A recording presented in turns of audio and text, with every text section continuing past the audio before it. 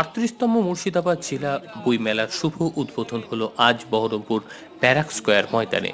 বইমেলার ফিতে কেটে প্রদীপ প্রজ্বলন করে শুভ উদ্বোধন করেন জনশিক্ষা প্রসার ও গ্রন্থাগার পরিষেবা বিভাগের মন্ত্রী জনাব সিদ্দিকুল্লাহ চৌধুরী। জেলার ঐতিহ্যবাহী বইমেলা চলবে 7ই জানুয়ারি থেকে 13ই জানুয়ারি পর্যন্ত। এই বইমেলায় মোট 189টি স্টল রয়েছে। জেলা ছাড়াও রাজ্যের বিভিন্ন এলাকা থেকে প্রকাশকরা এসেছেন, বাংলাদেশ থেকেও এসেছে বিভিন্ন প্রকাশনা সংস্থা।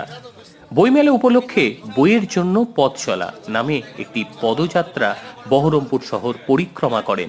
এদিন বইমেলায় উপস্থিত ছিলেন মুর্শিদাবাদ জেলা পরিষদের সভাধিপতি মোশাররফ হোসেন, জেলাশাসক পি উলগানাথেন, শ্রমমন্ত্রী জাকির হোসেন, বিধায়ক আবু তাহের খান, ডোমকল পৌরসভার চেয়ারম্যান সৌমিক হোসেন, জেলা গ্রন্থাগার আধিকারিক ডক্টর প্রবোধ মাহাতো সহ অন্যান্য আধিকারিকরা। এদিন মন্ত্রী সিদ্দিকুল্লাহ চৌধুরী বলেন, সারা রাজ্যে মোট 2480টি লাইব্রেরি রয়েছে। 1,80,00,000 বই সেই লাইব্রেরিগুলোতে রয়েছে। 1,33,00,000 পাঠক রয়েছে এই পরিষেবার সঙ্গে সম্পূর্ণভাবে যুক্ত।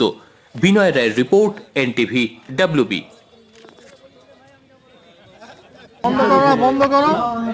গ্রন্থাগার এমন একটা বিষয় ছিল বাম জামানা, খায় না মাখে মানুষ বুঝতে পারত না। আমাদের টিএমসি সরকার মাননীয় মুখ্যমন্ত্রী মমতা আসার পরে এর প্রায় 6 গুণ বাজেট বেড়েছে। দ্বিতীয় প্রশ্ন হলো জনগণ কি করে গ্রন্থাগারে আসবেন, সেই পরিষেবা ভাববার জন্য আমরা রিভিউ মিটিং করেছি। প্রায় 18টি জেলায় রিভিউ মিটিং করেছি।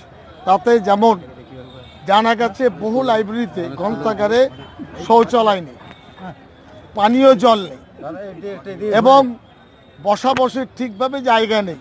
আমরা রিভিউ করে সেগুলো আস্তে আস্তে পূরণ করার চেষ্টা করছি।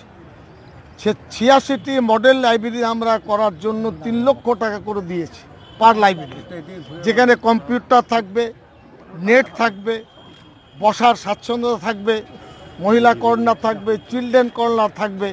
এ সমস্ত বিষয় আমরা অলরেডি করেছি।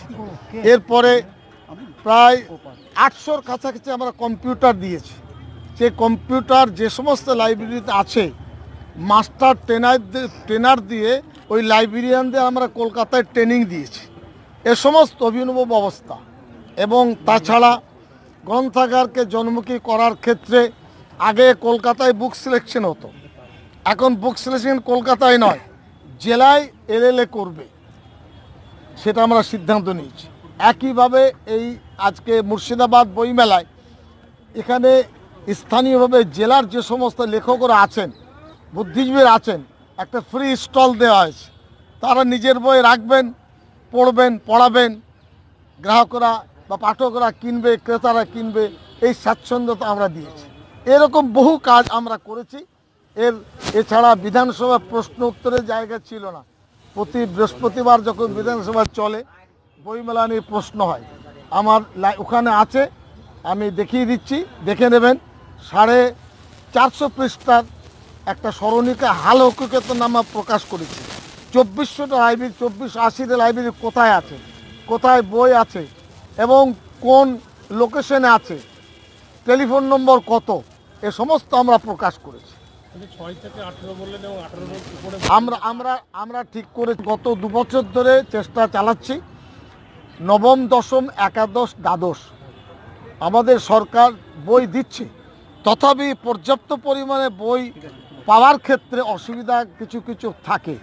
আমরা সিদ্ধান্ত নিয়েছি যে কোনো স্কুল তার নিকটতম এলাকায়, ধরুন 2-2.5 কিলোমিটারের মধ্যে কি 3 কিলোমিটার হলো, যদি কোনো গ্রন্থাগার থাকে তাহলে স্কুল কর্তৃপক্ষ একটা চিঠি দেবে যে আমার স্কুলে নবম, দশম, একাদশ, দ্বাদশ শ্রেণীর জন্য এই বই আমরা নেব।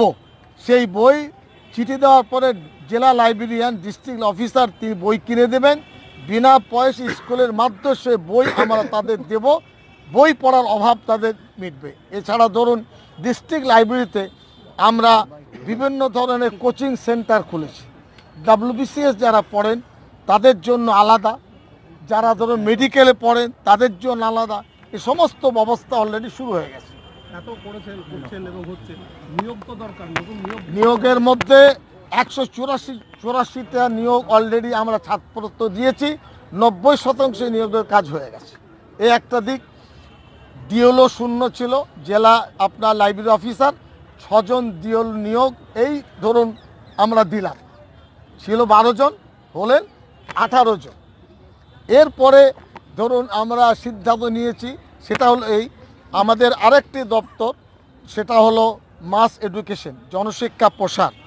ইতিমধ্যে প্রায় 60 জন কর্মী সেখান থেকে আমরা তুলে নিয়ে এসেছি, যারা অন্য বিভাগে কাজ করতেন আমাদের কর্মী, তাদেরকে ট্রেনিং দিয়েছি। বন্ধ লাইব্রেরির ক্ষেত্রে তারা কাজ করবেন।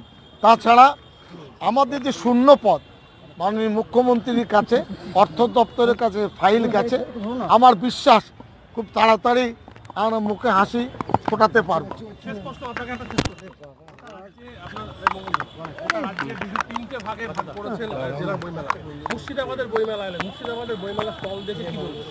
আমরা খুশি এবং আনন্দিত আপ্লুত, এবং অন্য জেলার তুলনায় কলেবার চেহারা অনেক ভালো। দেখছেন আমার থেকে সময়কে চেহারা অনেক ভালো।